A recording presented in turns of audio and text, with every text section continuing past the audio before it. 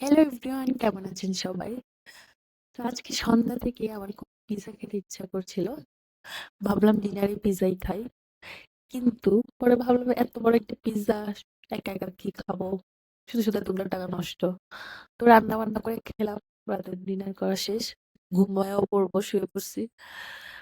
পরে কোনোভাবে মনকে মানাইতে পারতেছিলাম না। ২-৩ বার অর্ডার করতে গিয়েও অর্ডার করলাম না। পরে লাস্টে আর ভাবলাম যে এখন যদি আমি অর্ডার করে পিৎজাটা না খেয়ে মারা যাই, তাহলে আমার রুমকেই কষ্ট দেওয়া হবে। থাক, মনের ইচ্ছাটা পূর্ণ করি, তারপরে মরি। তো এইজন্য পরে আর অর্ডার করে দিলাম। প্রায় ১ ঘন্টা পরে হচ্ছে ডেলিভারি দিয়ে গেছে। তো এই ১ ঘন্টা যখন অর্ডার করছি তারপরে এবার আমার অনেক ঘুম আসতেছে। এবার আর খাইতে ইচ্ছা করতেছিল না। তো যাই হোক, পরে আসার পরে হচ্ছে খুলে তাড়াতাড়ি আর তর সইতেছিল না। পরে খাওয়া শুরু করছি। একেকটা বাইট আমার কাছে এত মজা লাগতেছিল। পিজ্জা আগেও খেয়েছি কিন্তু এত মজা কখনো লাগে নাই।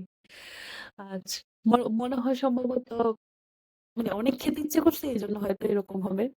তো ভালো থাকবেন সবাই। ধন্যবাদ।